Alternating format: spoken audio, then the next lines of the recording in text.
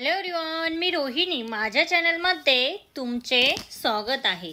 आज आपण ह्या व्हिडिओमध्ये पाहणार आहोत पैठणी साडीवर स्टाईल कशी करायची. महाराष्ट्रीयन साडीची शान म्हणजे पैठणीचा वेगळाच तोरा आहे. याची भुरळ अनेक तारकांनाही पडलेली आहे. अनेक मोठमोठ्या हिरोईन्स वेगवेगळ्या कार्यक्रमांना जाताना पैठणी नेसण्याला प्राधान्य देताना दिसतात. सोनाली बेंद्रे, माधुरी दीक्षित, श्रद्धा कपूर यासारख्या लोकप्रिय अभिनेत्रींनाही पैठणीची भुरळ पडलेली आहे. पैठणी साडीची स्टाईल नक्की कशी करायची हे आपण ह्या व्हिडिओमध्ये आज पाहणार आहोत. पहिलं म्हणजे पैठणी साडीवर कोणत्या प्रकारचे दागिने छान दिसतात. पैठणी साड्यांसह कोल्हापुरी साज किंवा सोन्याचे दागिने अधिक उठावदार दिसतात. यासह तुम्ही मोत्यांच्या दागिन्यांचाही वापर केल्यास तुमची स्टाईल आकर्षक दिसेल. तुम्हाला पैठणी साडीवर अधिक भर जरी दागिने घालायचे नसतील तर तुम्ही एक साधं चोकर किंवा सोन्याच्या चेनचा वापर करा आणि मोत्याचे वेलवाले दागिने घाला. ही स्टाईल ही फारच उत्तम दिसते आणि खूपच सुंदर दिसते. त्यामुळे तुम्ही मोत्याचे वेलवाले जे दागिने असतात तेही नक्की ट्राय करून बघा. त्याचबरोबर तुम्ही मोत्याचेही दागिने नक्की ट्राय करा. खूप सुंदर असा लुक तुमचा दिसेल. तसेच पैठणी साडी ही मुळातच दिसायला भरजरी असल्यामुळे तुम्ही अधिक भरदस्त दागिने यावर घालू नका. नाजूकसे कानातलेही यावर उठावदार दिसतात. त्याशिवाय मोत्याची नथ घालायला विसरू नका, कारण नथीने एक वेगळाच साज चढतो. पैठणी साडी नेसल्यावर भडक मेकअप करायची अजिबात गरज नाही, कारण साडी आणि त्यावरील दागिने तुमच्या लुकसाठी परफेक्ट ठरतात.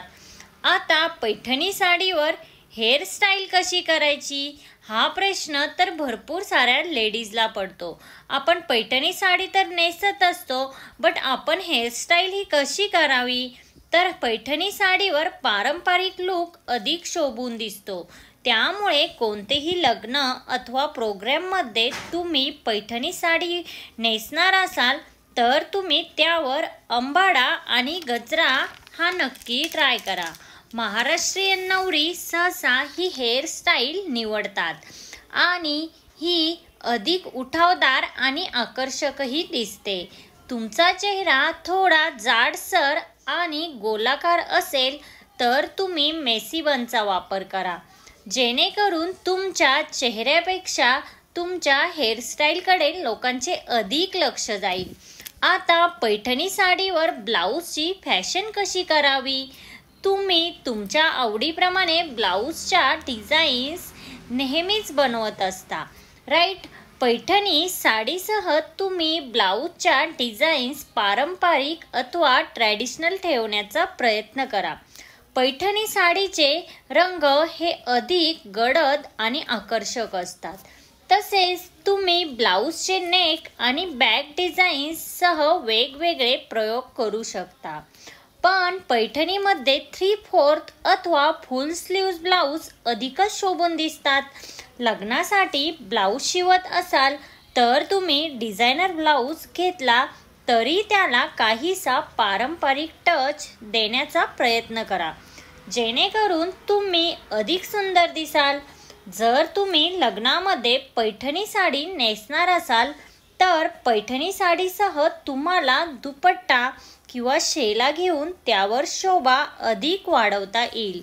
तर तुम्ही शेला किंवा दुपट्टा नक्कीच घेऊ शकता.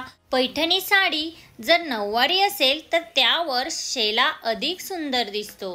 5 वारी साडी कशी नेसायची हे सर्वांनाच माहिती आहे, पण नऊवारी साडीच्या लूकवरही तुम्ही शेला घेऊन त्याचा लूक अधिक रॉयल करू शकता. तर फ्रेंड्स, तुम्ही ह्या टिप्स नक्की फॉलो करा.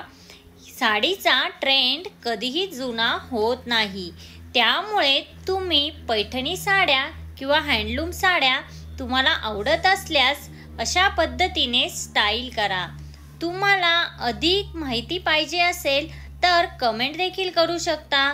तर मैत्रिणींनो, अशा प्रकारे तुम्ही जर पैठणी साडीचा लूक केला तर तुम्ही नक्कीच सगळ्यांमध्ये उठून दिसण्यासाठी मदत होईल.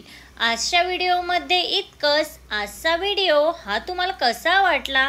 आजचा व्हिडिओ जर तुम्हाला हेल्पफुल वाटला असेल तर लाईक, शेअर, सबस्क्राईब नक्की करा आणि तिथे जे बेल आयकॉन आहे ते प्रेस करा, जेणेकरून जेव्हा मी नवीन व्हिडिओ अपलोड करेन तेव्हा त्याचे नोटिफिकेशन हे सगळ्यात पहिल्यांदा तुम्हाला येईल. भेटूया अशाच एका नवीन व्हिडिओमध्ये. तोपर्यंत काळजी घ्या. Thank you everyone.